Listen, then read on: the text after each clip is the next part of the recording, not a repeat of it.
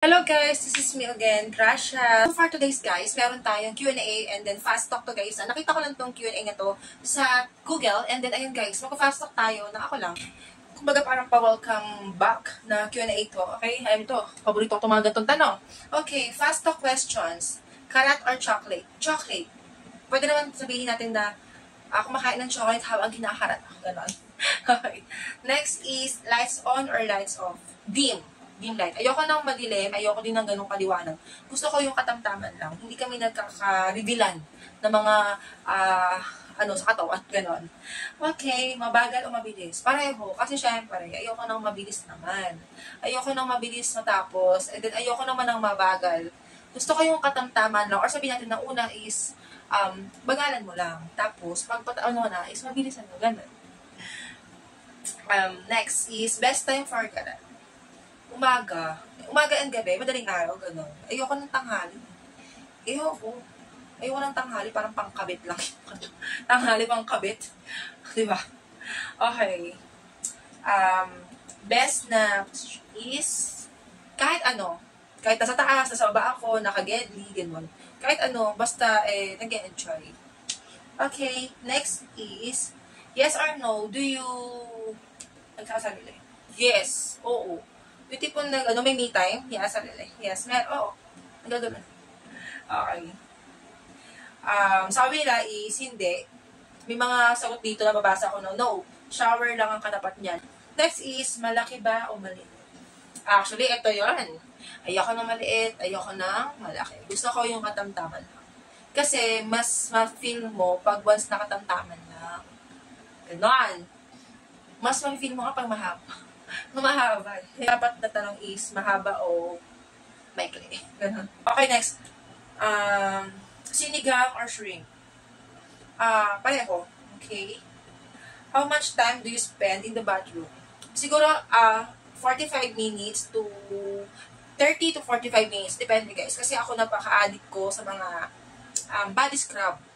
Saka sa mga sabon na na mababango. Napaka-addict ko doon. So, doon talaga ako napapatagal. Do you like being loud?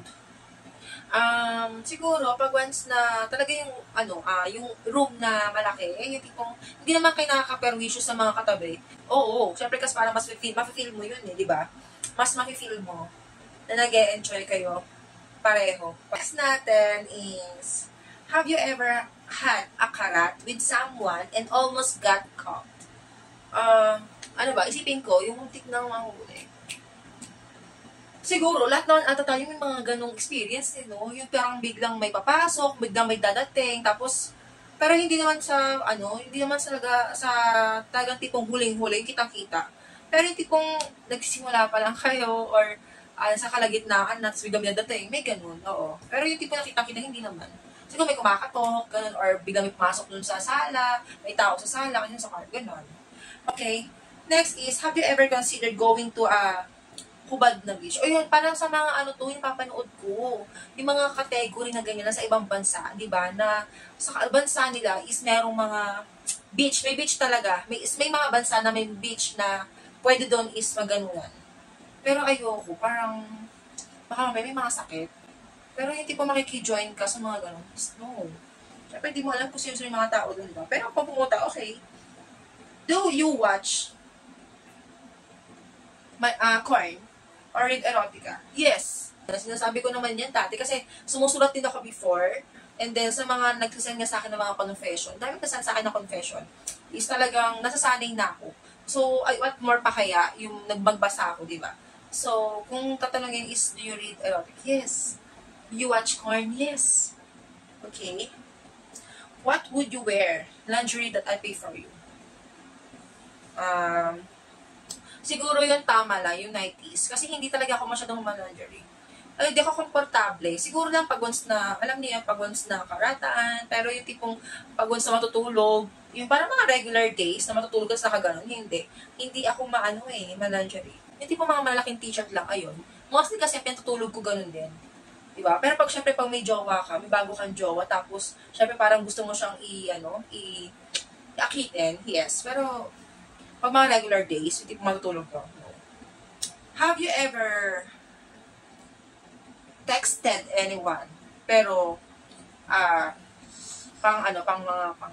gubilan. No, hindi ako nakipag-chit-chat. Never ako nakipag-chit-chat tapos mga ka-anuhan. Depende na lang, siguro. Siyempre pag sa mga jowa, pero yung mga strangers or yung parang, yung parang mga dati mga uso yung mga textmate, chatmate, no. Kung pagkakitaan, yes. Ganon. So, ayun na nga guys. Ayun na ang ating Q&A. Thank you for watching guys. And by the way, sa mga gusto mo po mag-share ng mga Q&A questions and sa mga confession nyo, mag-email na po kayo sa ating email. Nakakalat lang yung email ko dyan kung saan. Alam nyo naman, kita nyo naman sa page or nakikita nyo naman sa channel or page ko, diba? So, ayun guys. Thank you for watching. See you in my next video. Bonus na tanong, kung hahalikan mo ko, saan ko gusto? Siyempre, ko tayo magpatumpik-tumpik sa Pepe. Diba? Gusto mo yun? Sa Pepe agad. Para syempre, diba, pag magkakilata ako, mag-jowa kita, or kung mag-jowa tayo, jowa mo ako, Pepe agad. Ayoko na sa mga labi-labi, sa mga pisingay, tapos ayoko na, Pepe agad. Diba? Mas satisfying. Eva.